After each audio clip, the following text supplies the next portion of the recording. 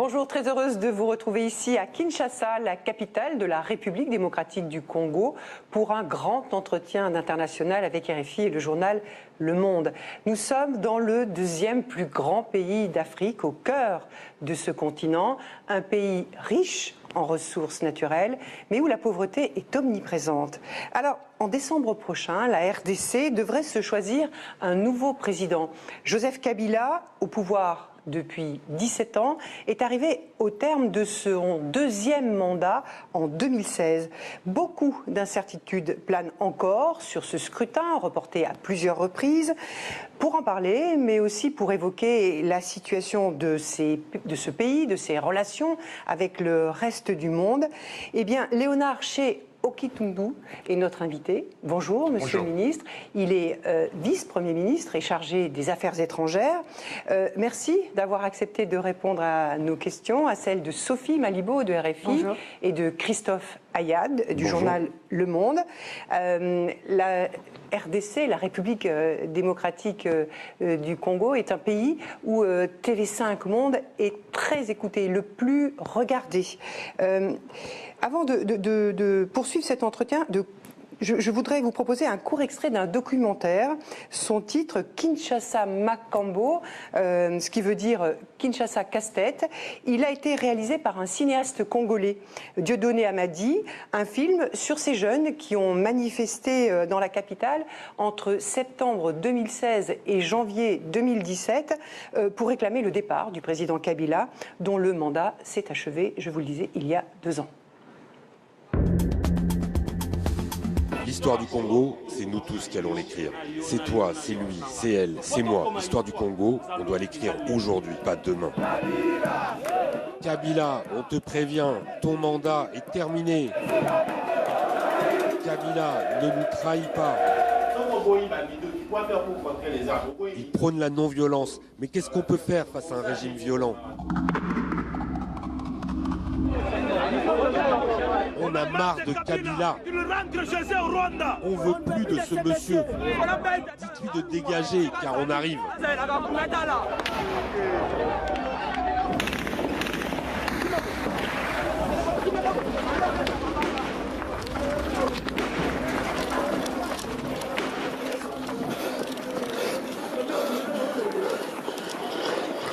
Alors, ce film a été présenté dans plusieurs festivals. Il a été primé, il vient juste d'être primé en Grande-Bretagne. Monsieur le ministre, cette impatience que l'on entend dans la rue, est-ce qu'elle a été entendue? Est-ce que vous pouvez nous confirmer que les élections du 23 décembre prochain auront bien lieu?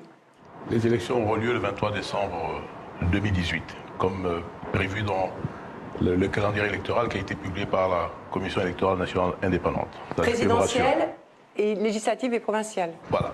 Donc pour les provinciales, ce 24 juin, les dépôts des candidatures commencent. Et pour la présidentielle et les élections, la députation nationale, ce sera le 24 juillet. Donc dans 2 mois presque, nous rentrons dans la dernière ligne droite avant le 23 décembre. Donc vos concitoyens ont rendez-vous pour ce scrutin le 23 décembre. Sophie. Monsieur Okitundu, est-ce que vous nous confirmez également aussi que à cette date du 23 décembre, le président Kabila passera la main? Est-ce que vous confirmez que cette constitution ne l'autorise pas en aucun cas à se maintenir au pouvoir, quel que soit? Je crois que le chef de l'État lui-même a répondu à cette question. Les dépôts des candidatures se feront conformément à la Constitution. Alors, pour plus de précision, je pense que d'ici 30 jours, lorsqu'il y aura dépôt des candidatures pour la présidentielle et la députation nationale, je crois que ce doute sera levé définitivement. Et pourquoi il ne lève pas l'équivoque plutôt, puisque vous le savez, les doutes s'expriment à l'intérieur comme à l'extérieur du pays? Mais ce sont des doutes qui ne sont pas justifiés, parce que si le président de la République a très très bien précisé qu'il respectera la Constitution. Donc, en amont de 2016, il nous avait dit la même chose. Mais bien entendu. Mais simplement, ensuite, il y a eu un report de 2 ans. Ah oui, mais là, c'était autre chose. Ce n'était pas pour une question de dépôt de candidature. C'était simplement que les élections ne pouvaient pas être organisées à la date constitutionnelle et par conséquent, il fallait les reporter. Parce que nous étions confrontés à des contraintes qui étaient insupportables. C'est uniquement cela. Monsieur le ministre, dans un mois et demi, comme vous dites, le parti présidentiel, le PPRD, doit désigner un candidat. on ne voit pas du tout se dessiner quoi que ce soit, un dauphin, ni un processus de désignation, rien. Comment la mouvance présidentielle va désigner un candidat sans avoir rien préparé pendant les 2 années qui viennent de s'écouler, ni les 5 années précédentes? Non, ça c'est vous qui dites que nous ne sommes pas préparés. Je vois qu'on se rencontre souvent. Nous nous préparons justement à déposer la candidature de la majorité présidentielle, pas seulement le PPRD. Le PPRD fait partie de la majorité présidentielle. Donc la majorité présidentielle présentera sa candidature dans 1 mois presque. Mais présentera un candidat. Un candidat, bien entendu, pour la majorité présidentielle, effectivement. Avant de poursuivre cet entretien, je vous propose, si vous voulez bien, Monsieur le Ministre, une photographie de la situation en RDC ces dernières années. Votre pays est le plus grand État francophone du monde, 80 millions d'habitants, 9 frontières. Un pays immensément riche en ressources naturelles, comme le bois, et un sous-sol qui regorge de cobalt, d'or et de cuivre. Ce qui suscite l'omniprésence des investisseurs étrangers, comme la Chine, ces dernières années. Mais la RDC, c'est aussi l'un des pays les plus pauvres du monde. 8 Congolais sur 10 vivent sous le seuil de pauvreté.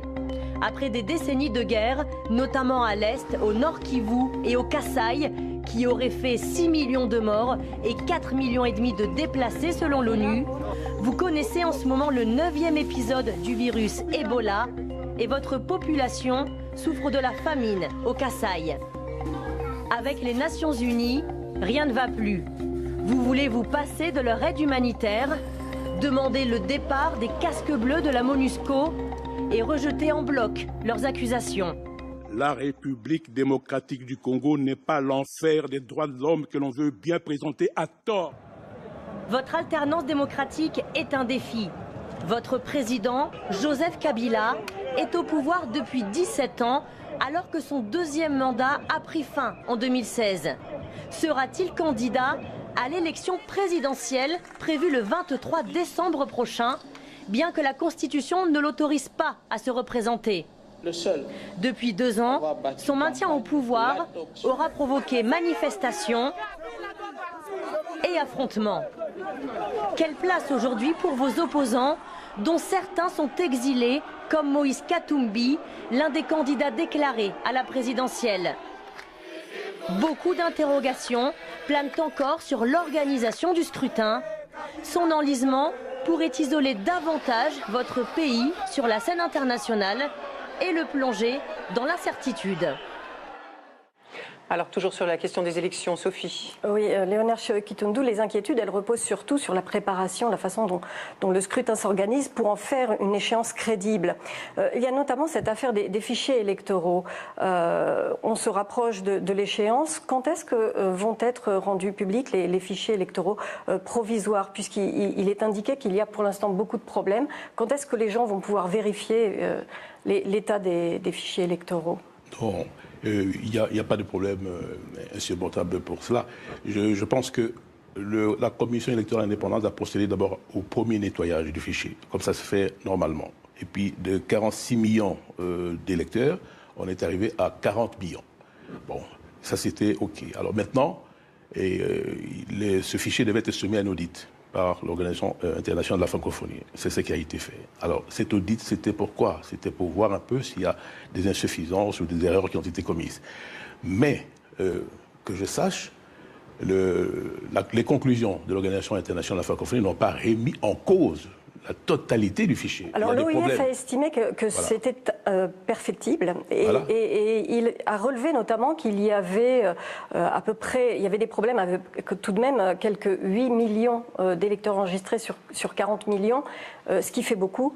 Des gens qui n'ont pas d'empreinte, des gens qui sont des mineurs, des gens des cartes qui ont disparu, et d'où l'importance et d'où la revendication de voir afficher ce fichier provisoire. Ça a été annoncé. Est-ce que cela va se concrétiser? Absolument, ça va être affiché.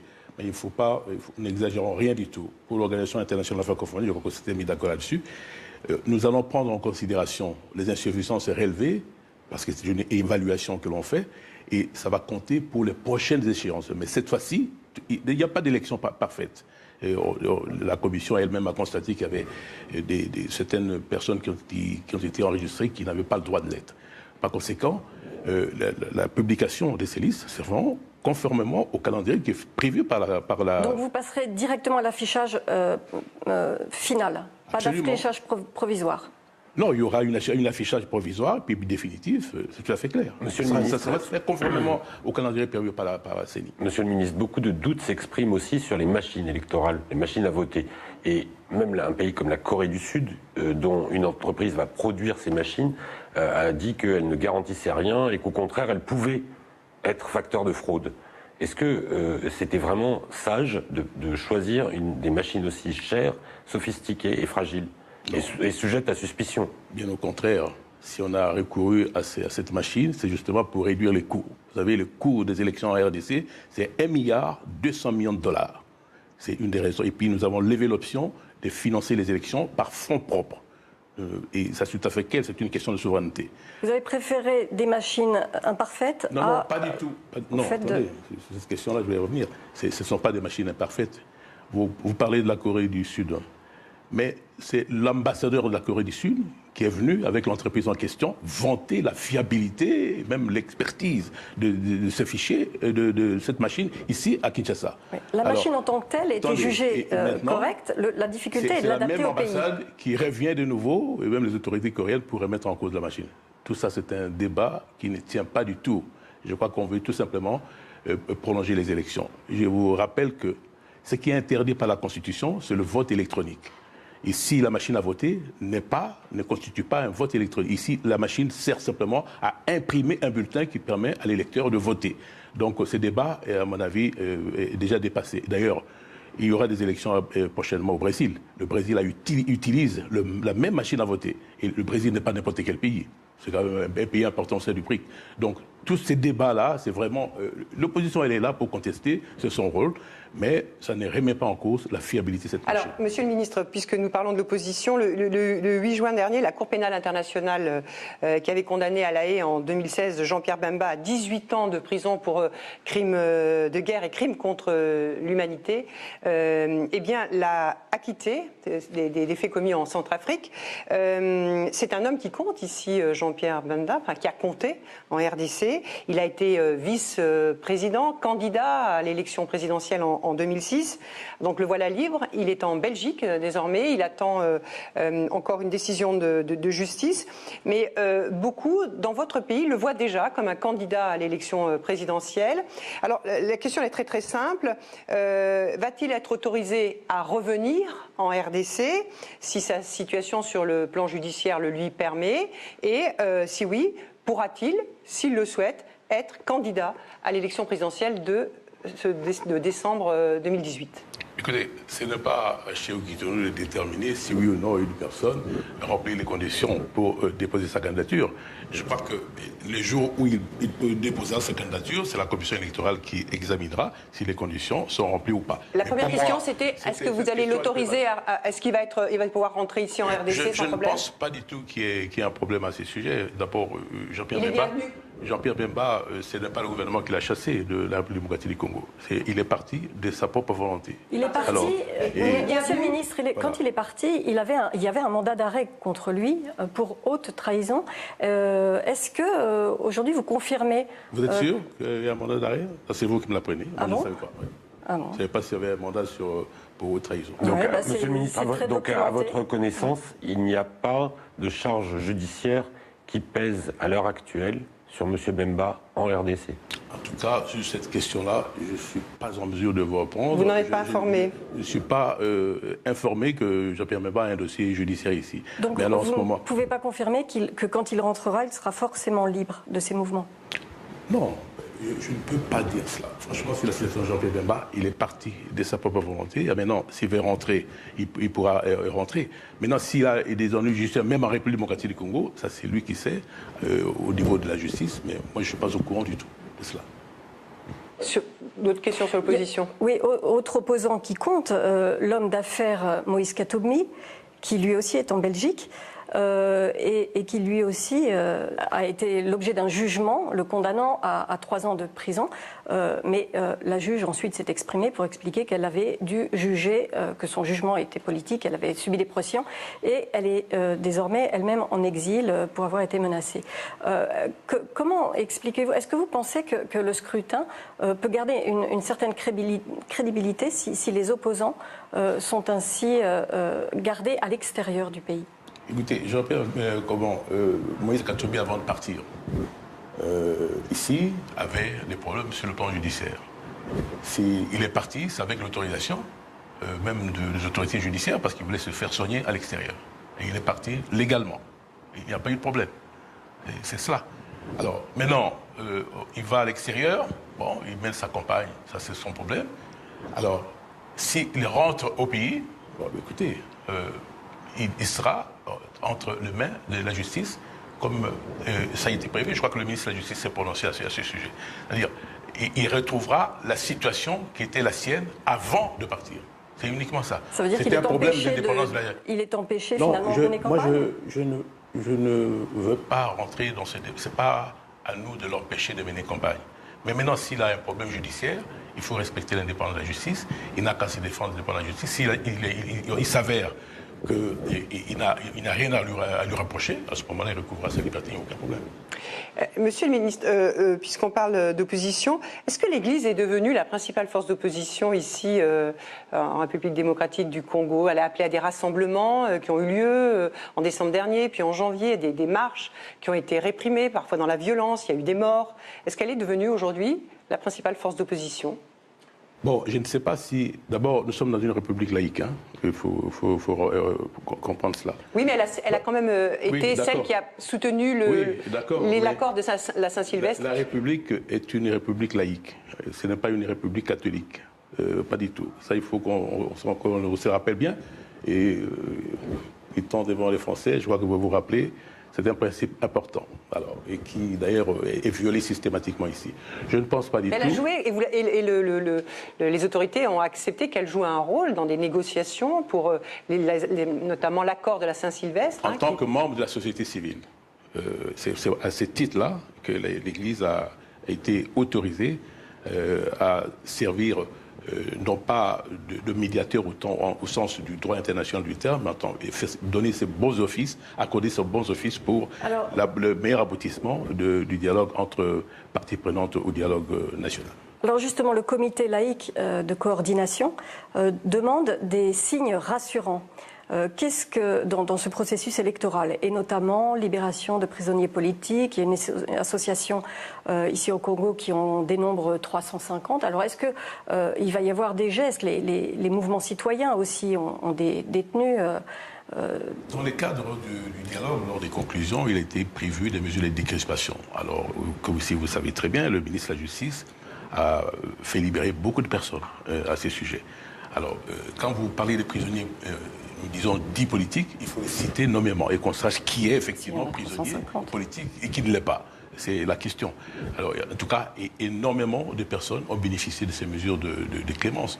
Si on parle des militants du mouvement Filimbi, qui sont 5 en détention arbitraire, même la justice des droits humains l'a confirmé, en détention arbitraire depuis 5 mois, ceux-là vont-ils être libérés dans un temps, ou du moins jugés, parce que leur situation... Je ne sais pas, ce n'est pas... c'est la justice qui permettra de déterminer si une personne est arrêtée arbitrairement ou pas.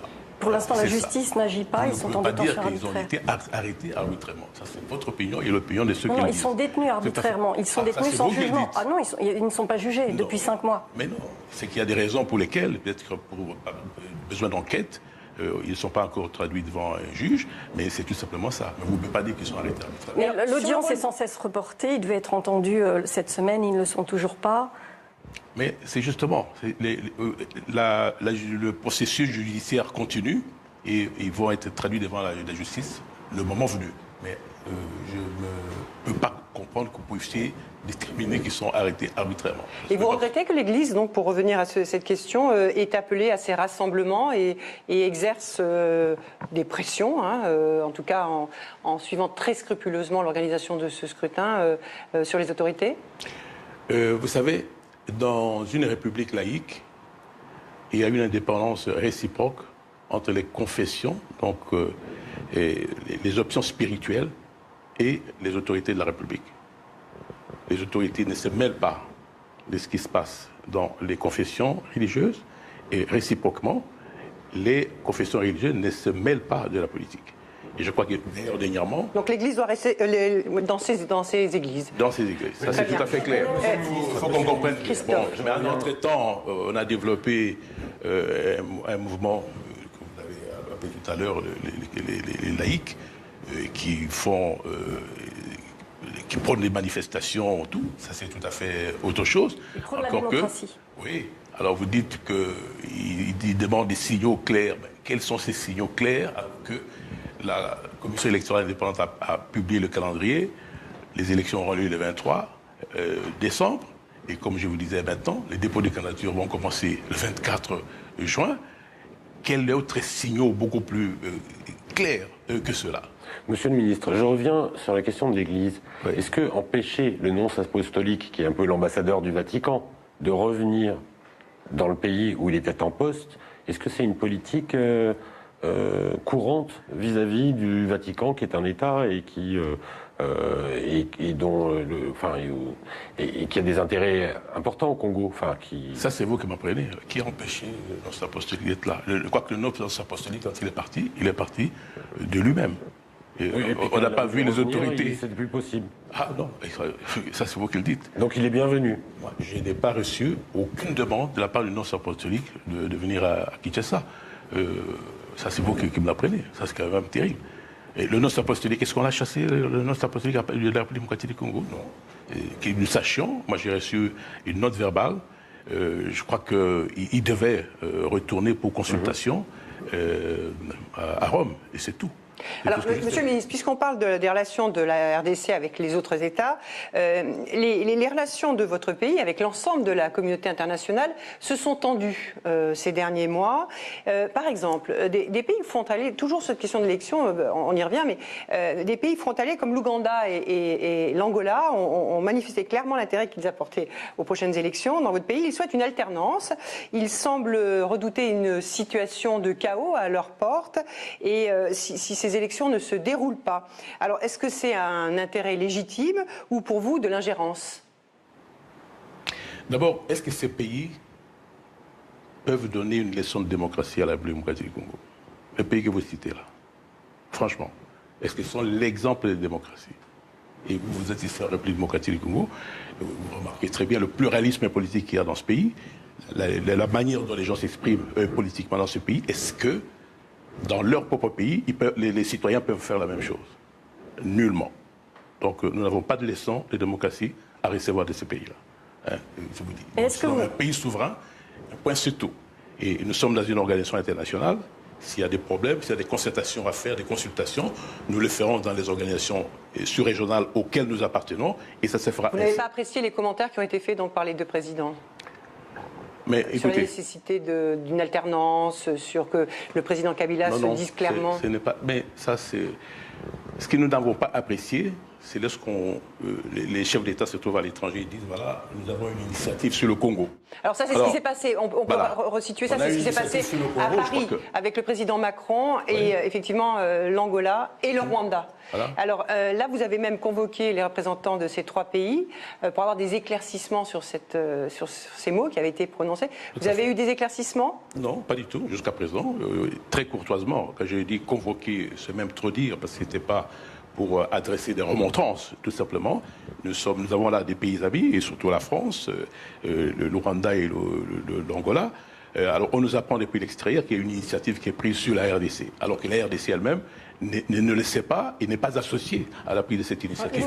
Alors ce que nous voulons, c'est obtenir des précisions à ces sujets. Vous n'avez pas obtenu? Non, jusqu'à présent, non. Monsieur le ministre, est-ce que vous avez l'impression que la France est en train de changer de position?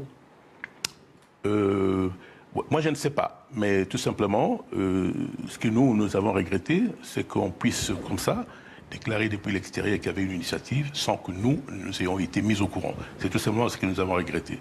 Mais il n'y a pas de suite encore.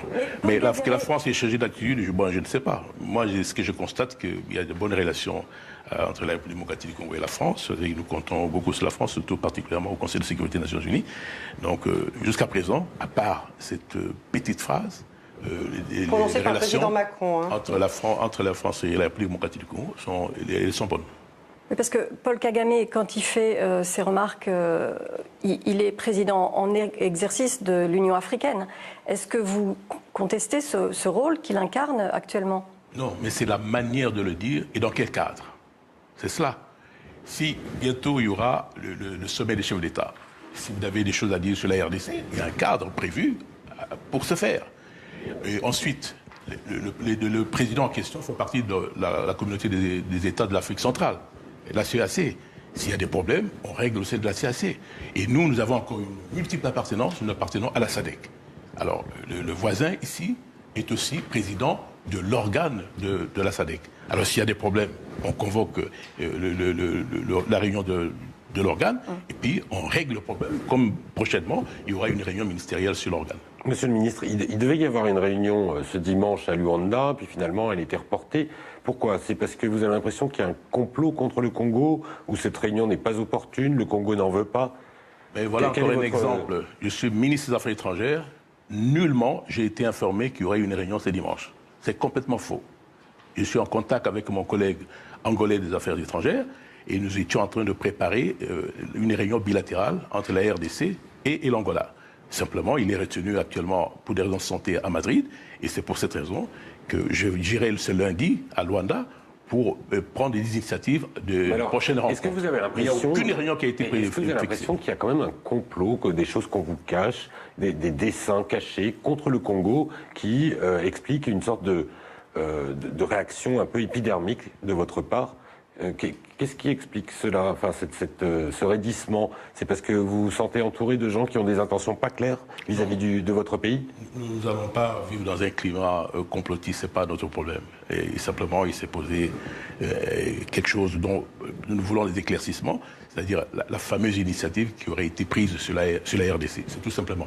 Mais franchement, nous ne vivons pas dans un climat de complot en République démocratique du Congo. Ce que nous voulons, c'est qu'on respecte les règles qui régissent les relations internationales. Concernant le Rwanda, justement, est-ce que vous voyez d'un mauvais œil le fait que la France soutienne la candidature d'une Rwandaise, Louise Mushikiwabo, au poste de secrétaire général de l'Organisation internationale de la francophonie? Et pour compléter, je dirais que vous avez quand même commenté, parce que c'était au même moment où la France a parlé d'initiative, vous avez dit vous auriez aimé être informé que la France soutenait la candidature de Louise Mushikiwabo, la ministre des Affaires étrangères du Rwanda. Ah non, pas du tout. Le dépôt d'une candidature pour être secrétaire général de la francophonie, écoutez, ça appartient à tout le monde. Il n'y a aucun problème. Ce n'est pas le dépôt comme ça. Mais ce qui nous a chagriné un peu, c'est le fait que le président français fasse comme s'il voulait mettre tous les autres membres de la francophonie devant un fait accompli. C'est uniquement ça. C'est la manière. Mais ce n'est pas sur la personne de la ministre des Affaires étrangères du Rwanda, ce n'est pas ça.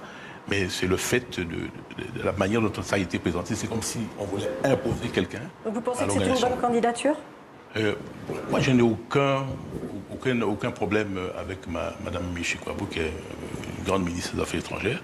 Je ne vois pas comment je pourrais m'opposer à cette candidature. Monsieur Shehu Kintoudou, il y a eu depuis plusieurs mois des échanges de plus en plus durs entre la Belgique et votre pays, au point que, parmi des mesures de rétorsion à des sanctions, la maison Schengen a été fermée et finalement, ça prive des milliers de Congolais de visa pour l'Europe. Est-ce que cette mesure que vous avez prise, elle ne punit pas finalement le peuple congolais qui a de plus en plus de difficultés pour ne serait-ce que déposer un visa, puisque c'était le principal organisme par lequel il fallait passer pour avoir des visas pour l'espace Schengen en Europe?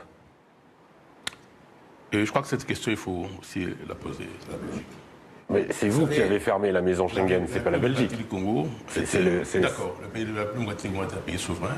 Nous voulons entretenir avec la Belgique des relations historiques d'amitié et de coopération. Mais ces mesures qui ont été prises, ce sont des mesures de rétorsion. C'est-à-dire que quand on dit rétorsion, c'est que quelqu'un avait commencé par prendre ces mesures-là. Et qui a commencé, c'est la Belgique. La Belgique a commencé par suspendre la coopération avec la RDC. C'était au lendemain de la répression des manifestations?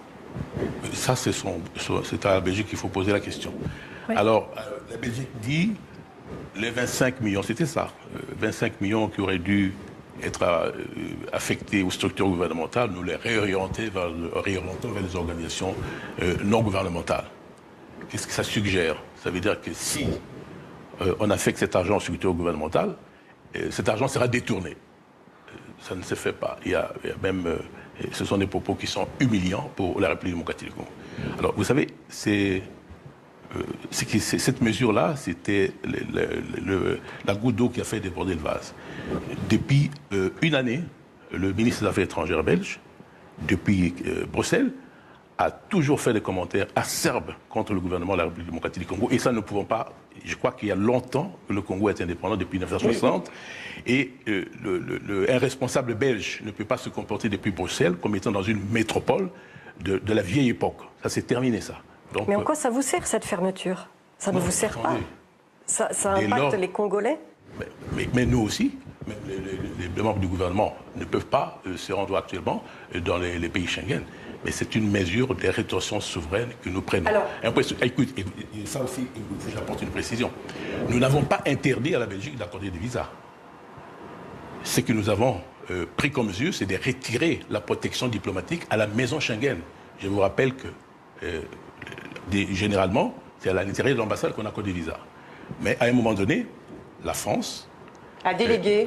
Les Pays-Bas et le Portugal ont demandé à la Belgique d'exercer ces services en leur lieu et place. Alors ils ont dit, nous voulons le faire dans un cadre décentré parce qu'à l'ambassade, les conditions n'étaient pas favorables pour accueillir les gens. Et c'est comme ça qu'on a créé cette maison Schengen. Mais pour que ça va réouvrir? Non, écoutez, nous avons retiré la protection. Nous n'avons pas interdit à la Belgique d'accorder des visas. Nous avons retiré la protection diplomatique à la maison Schengen. La Belgique n'a qu'à se réorganiser. Mais vous savez, à la Belgique de faire le premier pas. C'est la Belgique qui a commencé à prendre des mesures contre la République démocratique du Congo. C'est par la Belgique que le scandale est arrivé. Si la Belgique prend des mesures, en ce moment-là, on verra. Mais nous ne pouvons pas rester bras croisés, bras ballants, et quand on prend des mesures contre nous, nous restons inertes. Nous devons réagir à ces mesures. C'est ça, moi, c'est ce que nous avons fait. D'accord, monsieur le ministre, mais est-ce que, par exemple, ce qui se passe avec les Nations Unies, c'est aussi une réaffirmation de votre souveraineté? Parce que les relations se sont compliquées avec les Nations Unies. Vous récusez, si vous avez discuté les chiffres le nombre de réfugiés, il parle de 4,5 millions de réfugiés sur votre territoire, vous dites non par la voix de l'un de vos ministres, vous dites qu'il n'y en a pas plus de 200 000, vous avez boycotté une conférence sur l'aide internationale qui concernait votre pays. Vous avez dit la MONUSCO doit se retirer de ce pays à échéance de 2020. D'ailleurs, la MONUSCO, qui est dans son mandat, doit apporter une aide logistique à l'élection du 23 décembre. Qu'est-ce qui se passe avec l'ONU? Est-ce que vous pensez qu'elle empiète sur votre souveraineté? Vous voyez, vous posez la question et en même temps, vous y répondez. Quand on prépare une conférence internationale humanitaire sur la République démocratique du Congo, quel est le premier partenaire? C'est le gouvernement de la République. Vous ne pouvez pas organiser une conférence à l'insu du gouvernement de la République démocratique du Congo. C'est quand même terrible. C'est pour ça que nous nous sommes opposés. Nous n'avons pas récusé la solidarité internationale, pas du tout. Mais vous ne pouvez pas prendre des mesures, même humanitaires, en République démocratique du Congo, sans inclure, sans associer le gouvernement de la République démocratique du Congo. Les relations internationales sont basées sur la souveraineté. Et quand on dit mais cette guerre de chiffres, alors, pourquoi dire il y a 200 000 Non, c'est pas ça le problème. Le problème, c'est que, quand vous voulez, nous avons boycotté la conférence tout simplement parce qu'on n'a pas associé la RDC dans la définition, la détermination des termes de référence de cette conférence-là. Ça ne se fait nulle part. Et nous ne voulons pas du tout que des petits groupes, même des petites organisations, puissent s'amuser à concocter des initiatives à l'extérieur et venir les imposer à la République. Ça, nous ne pouvons pas. Quand le secrétaire général des Nations Unies, M. Guterres, écrit au président Kabila en lui demandant à le rencontrer et qu'il ne reçoit pas de réponse, c'est une façon de couper les ponts? Non, moi-même j'étais, vous voyez ce que vous dites, moi j'étais moi-même à New York. J'ai vu le secrétaire général des Nations Unies. On a discuté, on était en train de voir quelle est la date qui convient le mieux, à la fois pour le secrétaire général, le chef de l'État et même le président de la Commission de l'Union africaine. Alors, tout ça, ce sont des bobards. Quand aura lieu cette visite, justement? Mais non, on est en train d'envisager, de voir quelle est la date qui convient pour les 3 personnalités. C'est tout simplement ça. Alors, vous regrettez souvent, Monsieur Sékou Toundou, qu'on compare la RDC à un pays en guerre. Je vous propose d'écouter ce que disait Nikki Haley, l'ambassadrice américaine à l'ONU, elle parlait du processus électoral aussi. Oui.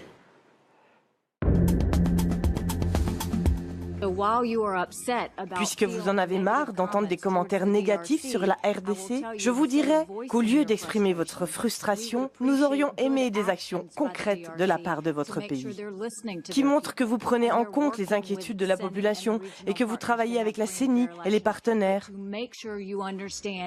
Vous devez comprendre que votre gouvernement est responsable de la souffrance des populations et que vous seul pouvez y remédier. Ces propos, Monsieur le ministre de Nikki Haley, sont très fermes.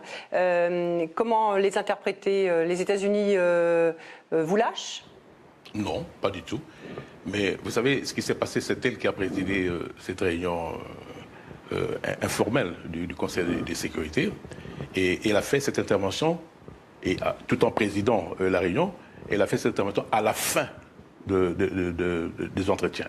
C'est bien qu'elle ne m'a pas donné la possibilité de réagir à ce qu'elle a dit. C'est tout simplement ça.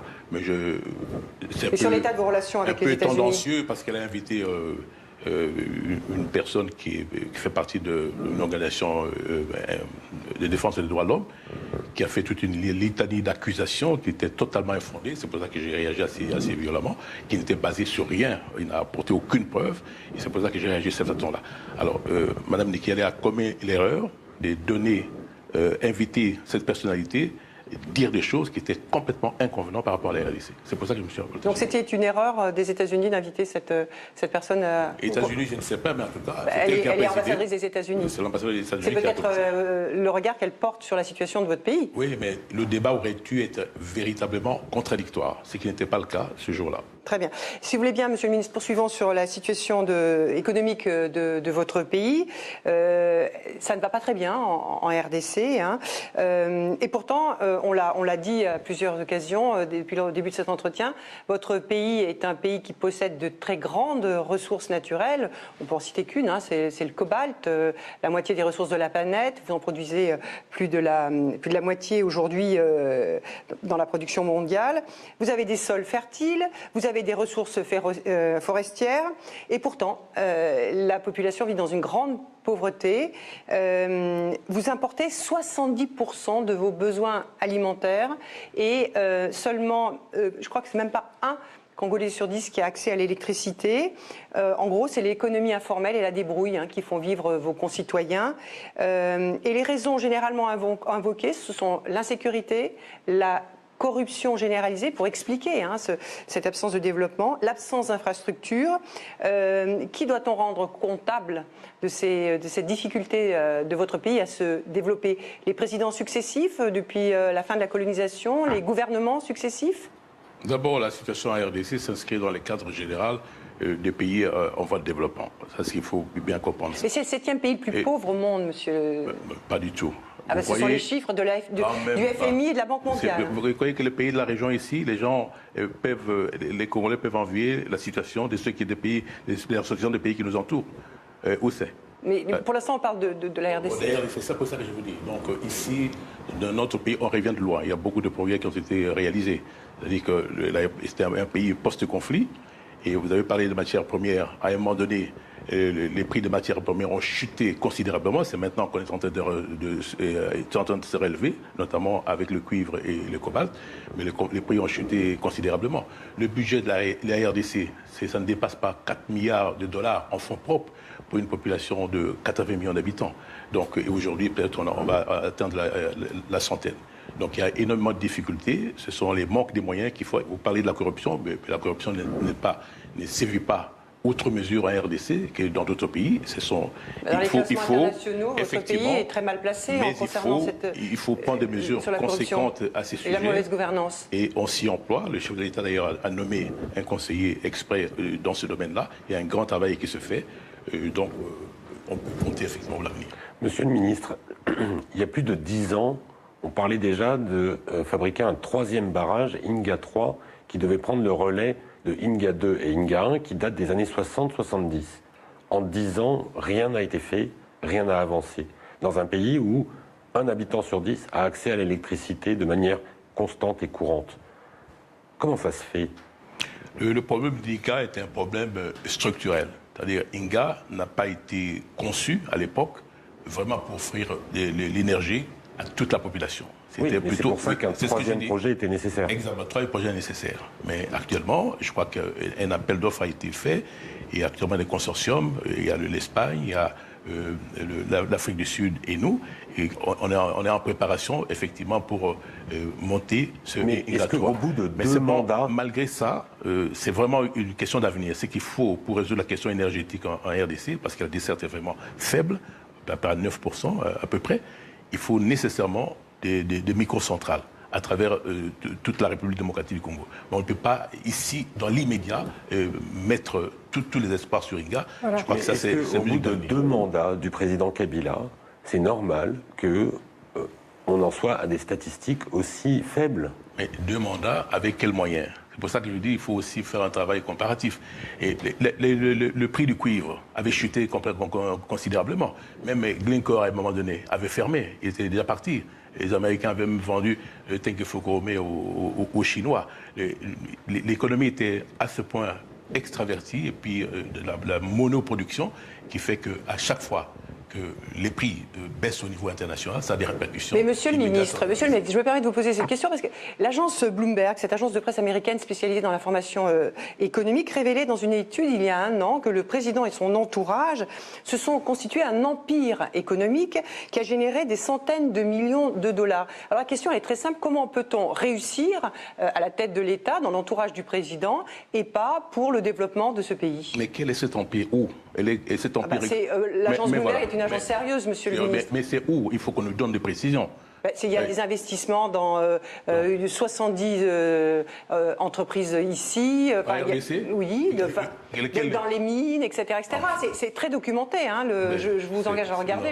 Vous l'avez vu, ce rapport, ou pas ? Pas du tout. Je crois que tout ça, c'est des histoires.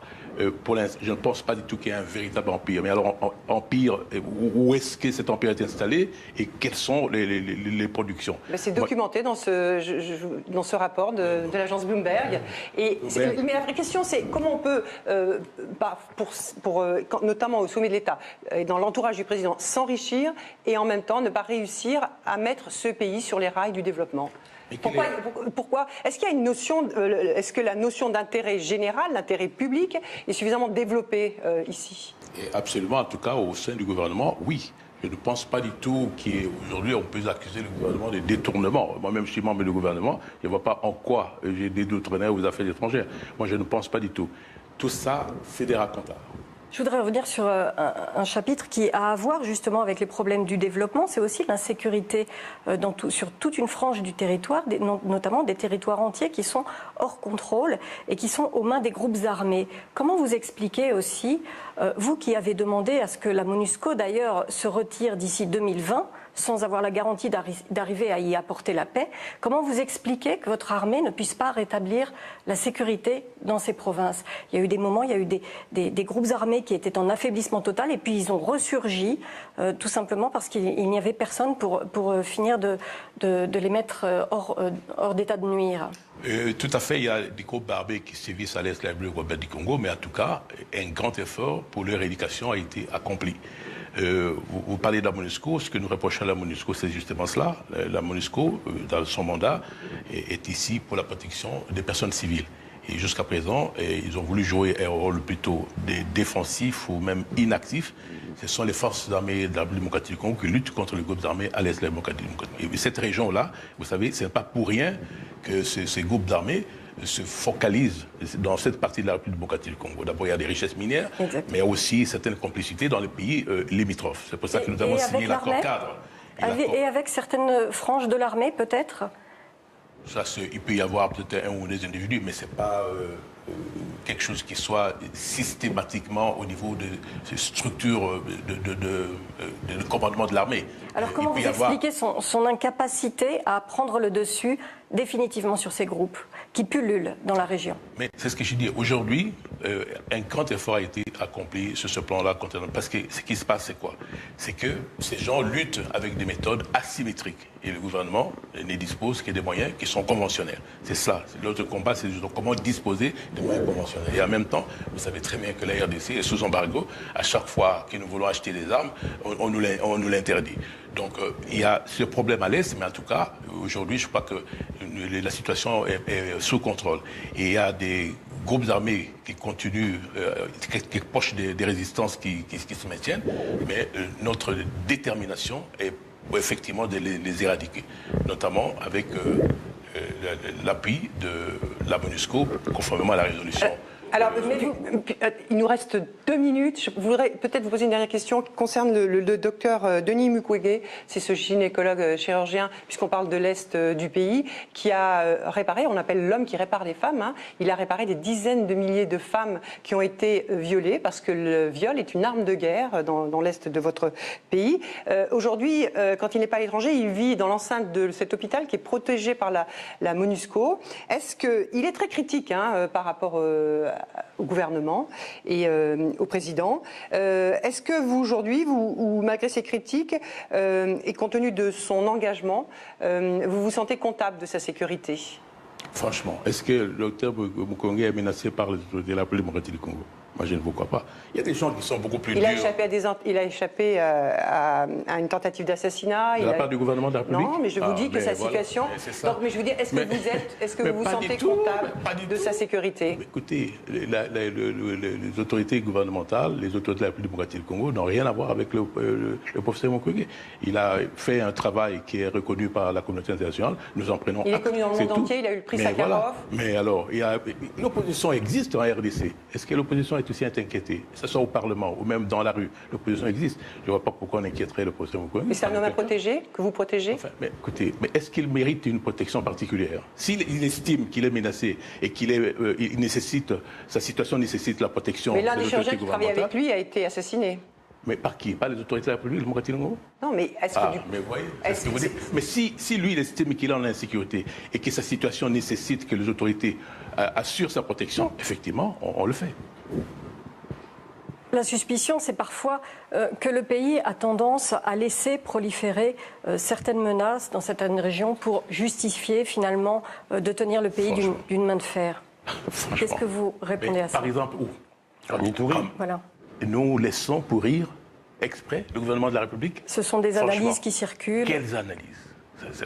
C'est des procès d'intention. Oui. C'est effectivement des gens qui veulent attaquer le gouvernement pour rien du tout. Alors nous arrivons au terme de cet entretien, Monsieur le ministre. Merci beaucoup d'avoir accepté de répondre aux questions de TV5 Monde, à celles de Sophie Malibaud de RFI et de Christophe Ayad du journal Le Monde. Merci à vous tous, auditeurs et téléspectateurs, pour votre fidélité. On se retrouve la semaine prochaine à Paris. À bientôt.